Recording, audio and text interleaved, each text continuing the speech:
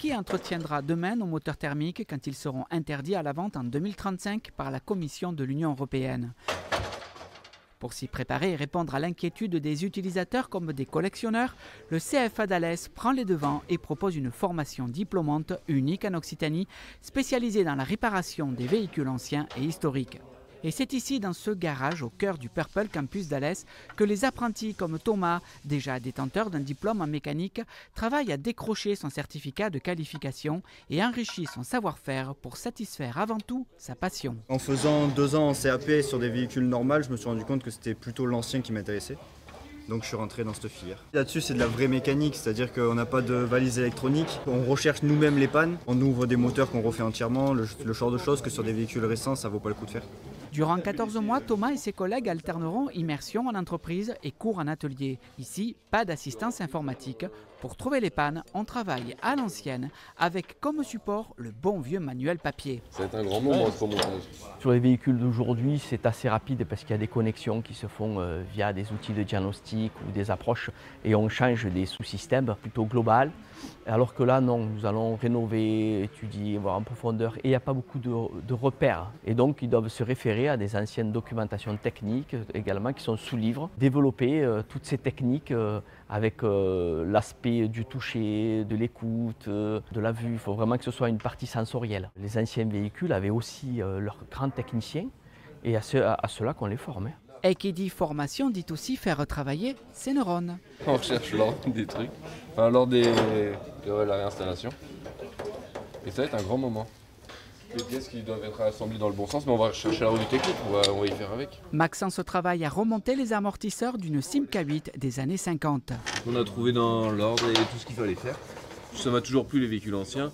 J'ai commencé par une 2 chevaux au début et c'est devenu comme ça. Et puis c'est plus de la restauration que de la réparation. Donc il faut refaire les démarreurs, les alternateurs. Il y a beaucoup de choses comme ça à refaire et c'est beaucoup plus intéressant que d'acheter une nouvelle pièce et de la remplacer, de remplacer juste un démarreur qui est cassé. Même à les conduire, c'est bien plus sympa. Il y a peut-être des jeunes plus tard qui voudront aussi continuer ça et qui voudront au moins goûter aux véhicules anciens. Il faut garder le savoir-faire pour pouvoir faire perpétuer ça, cette passion. On engraisse tout et puis on va tout serrer puis on va être bon après. Membre d'un collectif de voitures anciennes, Pascal Banquetel se rassure aujourd'hui de la transmission de ce savoir-faire, créateur pour lui de liens intergénérationnels. Dans leur tête, les gens qui sont passionnés de véhicules de collection, ce sont des gens qui ont un certain âge. En plus de la collection, ça permet d'avoir un échange entre générations qui fait chaud au cœur parce qu'on ne parle plus des coupures qu'il y a, des fossés qu'il y a entre générations actuellement. Ils donnent aux collectionneurs d'un certain âge des infos sur les véhicules un peu plus récents que les plus anciens n'ont pas connus. Ils leur donnent des envies, aussi bien que les anciens donnent des envies aux jeunes d'apprendre sur certains véhicules, sur certaines vieilles traditions mécaniques qu'on avait en France, qui est quand même la patrie de la mécanique auto. Donc franchement, c'est un bonheur. Un bonheur qui se cultive non sans grande difficulté. Depuis le début de la matinée, Thomas se trouve confronté, Surtout sur la vieille mécanique. à la résistance du démontage des vieilles plaquettes de frein de la voiture pilote pour en remonter des neuves.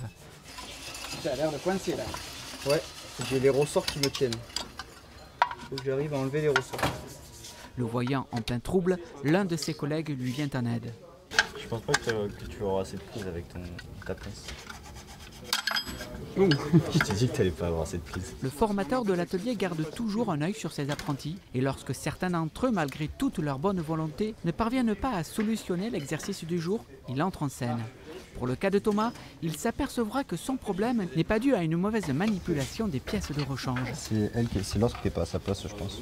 Oui, apparemment, c'est le problème qu'on a. Des fois, les pièces qui ne correspondent pas toujours à ce qu'on attendait. C'est un petit peu le souci de la restauration des véhicules anciens. On trouve de la pièce de rechange, mais des fois, c'est pas tout à fait les mêmes formes, les mêmes dimensions, et puis après on s'en rend compte au montage. Mais pour Patrick, en mécanique, on ne perd jamais son temps à réfléchir sur une problématique. C'est comme ça qu'on apprend, hein, c'est devant la difficulté, et voilà, c'est toujours se remettre en question. Après, être attentif à la méthodologie du constructeur voir si ça correspond au montage, parce que des fois aussi on prend des mauvaises habitudes en remontant comme c'était, et puis des fois aussi ça peut être mal monté et on recommet la même erreur. Voilà. Donc il faut être toujours à une vigilance accrue sur le montage et puis le respect des préconisations constructeurs.